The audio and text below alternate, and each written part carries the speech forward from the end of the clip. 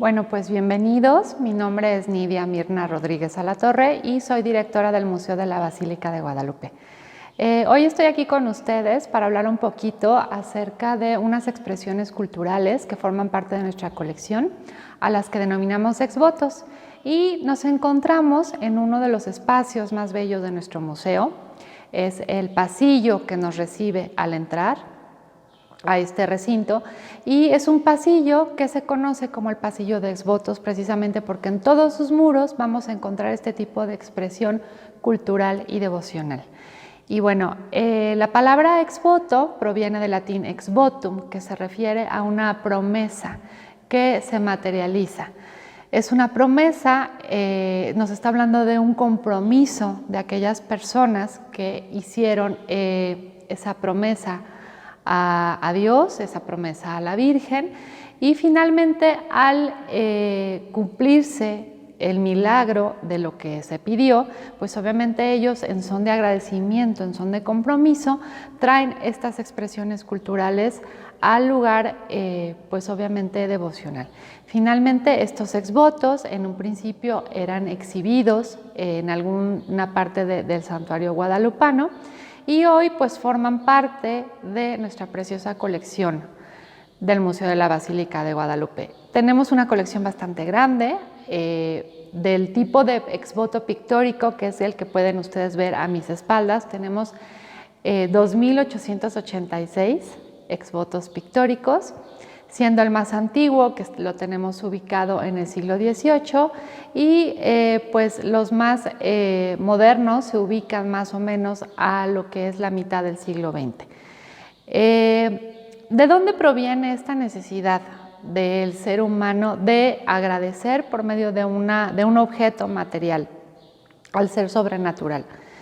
Bueno, desde que el hombre apareció en la historia, en la Tierra, siempre tuvo esa necesidad de comunicación divina, y esa comunicación divina pues se hace a través de un objeto que ya puede ser creado por sí mismo o de un objeto que es encargado a alguien más. Es una necesidad porque es una necesidad de comunicación palpable, es decir, ¿cómo me voy a comunicar con lo divino? Con lo divino que sé que está ahí, que se manifiesta a través del derredor de la naturaleza, pero que no lo veo como veo a las personas. No lo veo como veo a las cosas materiales. Sé que esa presencia divina está ahí y yo tengo la necesidad de comunicarme con ella. Por eso escojo lo que tengo al alcance de la mano, es decir, la materialidad. Esta costumbre, pues se sabe que existían objetos votivos que se dejaban en lugares sagrados o se enterraban en la tierra desde el Neolítico, y esta costumbre pues después pasó, por ejemplo, a la cultura egipcia y luego a la greco-romana. Hay que recordar que finalmente el cristianismo pues cuando toma fuerza, pues dentro de este contexto, ¿no?, judío, pero a la vez estamos en la época, en la antigua Roma. Es un contexto que se da, los primeros cristianos pues están finalmente en Roma, y pues ellos también están embebidos de toda esta cuestión cultural que ya existía. Entonces hay un proceso que es el que denominamos inculturación, en el cual el cristianismo o las creencias cristianas echan raíces dentro de una cultura, dentro de un contexto cultural, y toman algunos aspectos para poderse manifestar. De hecho, si ustedes investigan un poquito, van a ver que el arte paleocristiano pues tiene mucho de este contexto cultural romano, que era el que rodeaba. Entonces es finalmente como esta costumbre de los objetos votivos pues toma cabida dentro del mundo cristiano. Se sabe, o por ejemplo, que existían este tipo, por ejemplo, de expresiones en pintura.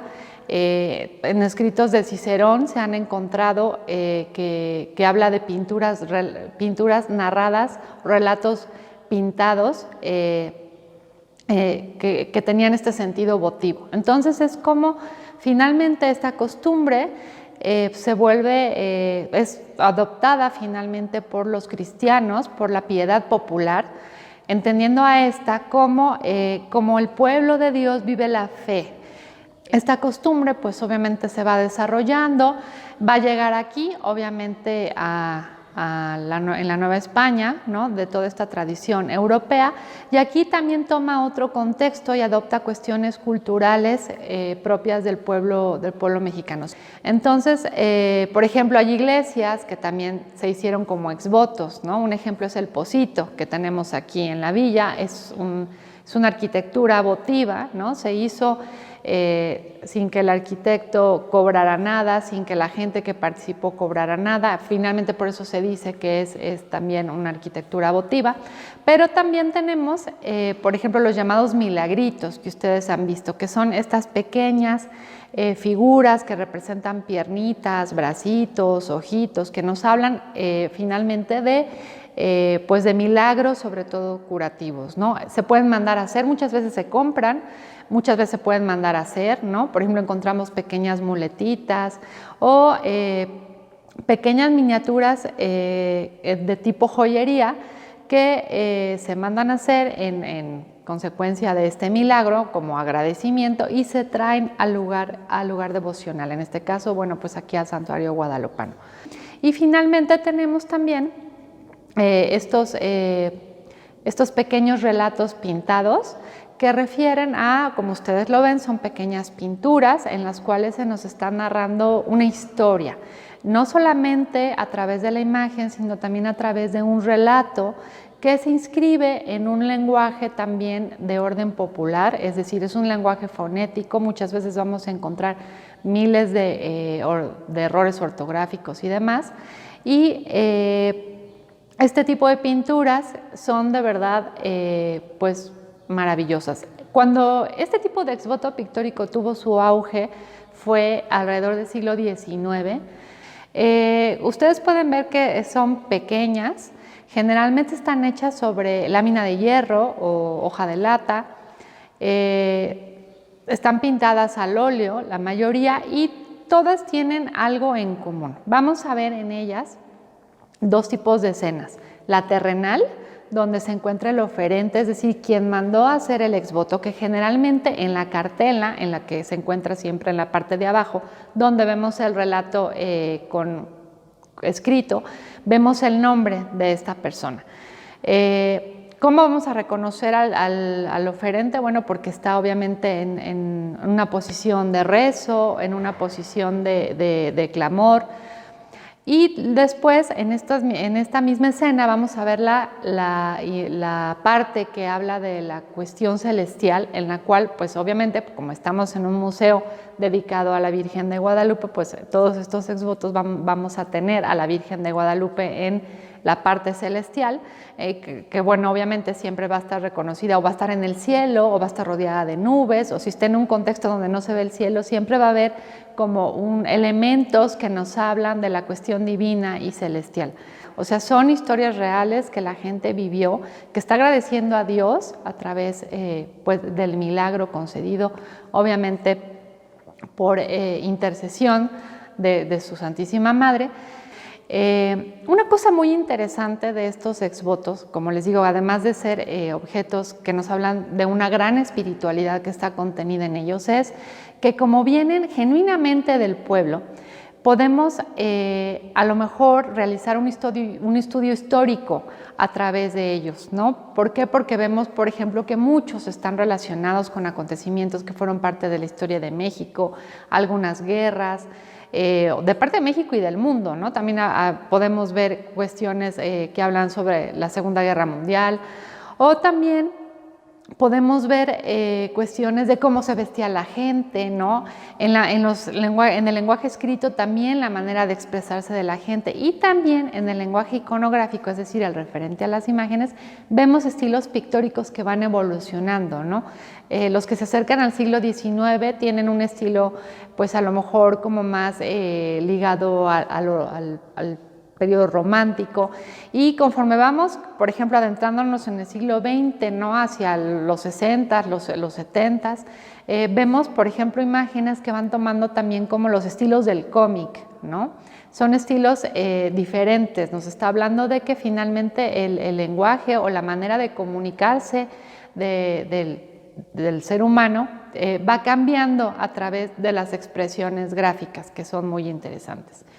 Uno de mis exvotos favoritos, que ahorita lo van a ver de cerca, es un exvoto que nos habla no de una desgracia, ni de una cuestión, ni de un accidente o de una enfermedad, sino que nos habla de una cuestión muy sencilla que a veces se nos olvida, ¿no? El agradecer el amor. Es una pareja que agradece a la Virgen guadalupana el que se hayan encontrado en el camino. Entonces vemos esta pareja precisamente en el camino, agarrados de la mano, señalando el horizonte en el cual se ve un cielo lleno de luz, un cielo muy lindo, y atrás de ellos se ve, por ejemplo, pues un cielo nublado, un cielo nebuloso, ¿no? Entonces nos está hablando como iconográficamente, podemos leer con lo que muchas personas nos identificamos cuando encontramos el amor, en que antes nuestras vidas pues eran más grises, ¿no? Y a partir de que encontramos a esta pareja que comparte la vida con nosotros, pues nuestra vida se vuelve luminosa y tenemos que agradecer finalmente a Dios.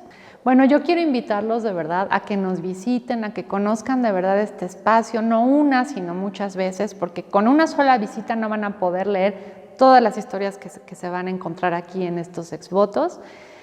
Son de verdad muy interesantes. ¿Qué les puedo decir? Es un espacio de verdad donde se vive la espiritualidad, pero a su vez también se vive lo que es la historia de nuestro México, la historia de nuestro patrimonio cultural. Es un lugar muy especial. Yo invito de verdad que nos visiten de martes a domingo, ahora que termine toda esta cuestión de la pandemia y del COVID y podamos salir a hacer nuestras vidas normalmente. Yo los invito a que vengan también a conocer este espacio de martes a domingo, de 10 de la mañana a 5:30 de la tarde.